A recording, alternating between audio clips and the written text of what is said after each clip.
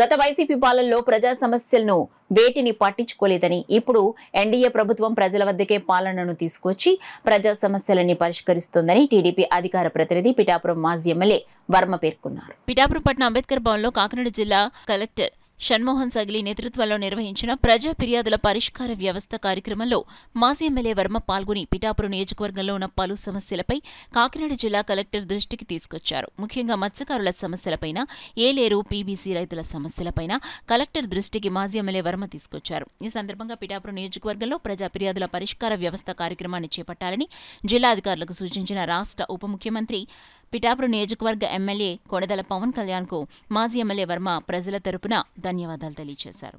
ఈ గ్రీవెన్స్ లో వచ్చిన పెన్షన్స్ కానీ ఇవన్నీ కూడా ఏదైతే సమస్యలు వచ్చినాయో, ఇళ్ల పట్టాల సమస్యలు కానీ వీటన్నిటి మీద కూడా తప్పనిసరిగా చర్యలు తీసుకుని ఎలిజిబుల్ లబ్ధిదారులందరికీ కూడా న్యాయం చేసే విధంగా ఈ కూటమి ప్రభుత్వం పనిచేస్తుందని చెప్పి తెలియజేస్తూ, సోమవారం నాడు గ్రీవెన్స్ పెట్టిన కూటమి ప్రభుత్వానికి, అదేవిధంగా ఇక్కడ గ్రీవెన్స్ పవన్ కళ్యాణ్ గారు పెట్టమన్నందుకు ఆయనకి అందరికీ పేరు పేరున ధన్యవాదాలు తెలియజేస్తాం. పీబీసీకి నీరు 6 ఫీట్ హైట్ మెయింటైన్ చేసుకుంటూ సామలకోట లాకుల దగ్గర నీరు వదలాలి.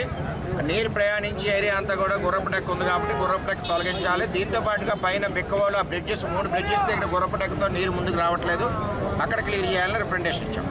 రెండవ రిప్రజెంటేషను ఏలేరు నుంచి వాటర్ ఏదైతే ఉందో అది వంతుల వారీగా స్టార్ట్ చేయాలి. ఇప్పుడు అన్ని నియోజకవర్గాలకి సమానంగా వదులుతున్నాడు. పిఠాపురం హైట్ ఉండిపోవడంతో వాటర్ రావట్లేదు. పూర్వం సిస్టమ్ ఏముందో అది వంతుల వారీగా ఇవ్వాలి.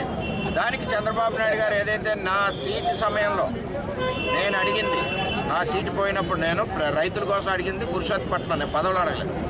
ఆ పురుషోత్తపట్నాన్ని వెంటనే ప్రారంభించినందుకు చంద్రబాబు నాయుడు గారికి, పవన్ కళ్యాణ్ గారికి ధన్యవాదాలు తెలుస్తూ, ఆ నీరు ఇప్పుడు ఏలేరులో పంపింగ్ అవుతుంది, ట్రయల్ రన్ అవుతుంది ఇప్పుడు రామవరం నుంచి. అలాగే అక్కడి నుంచి డైవర్షన్ ఇచ్చి పైపుల ద్వారా మన తిమ్మాపురం ఏరియాకి అక్కడికి డైవర్షన్ ఇచ్చి 700 క్యూసిక్ వాటర్ డైవర్షన్ ఇచ్చారు.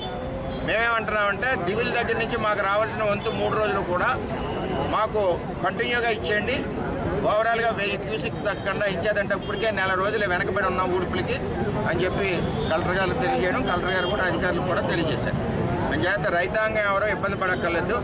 ఈ కూటమి ప్రభుత్వంలో మనం 2016-15లో కష్టపడి తెచ్చుకున్న పురుషోత్తపట్నం 5 సంవత్సరాల్లో పరవలు తగ్గుద్ది, 2 పంటలు పండుతాయి. మీరు సహకరిస్తే 3వ పంట పండించడానికి కూడా మేము ప్రయత్నం చేద్దామని చెప్పి పిఠాపురం రైతాంగం అందరికీ తెలియజేస్తున్నా. 60 ఎకరాలు 2 పంటలు సస్యశ్యామలంగా పండుద్దని చెప్పి తెలియజేస్తున్నాం.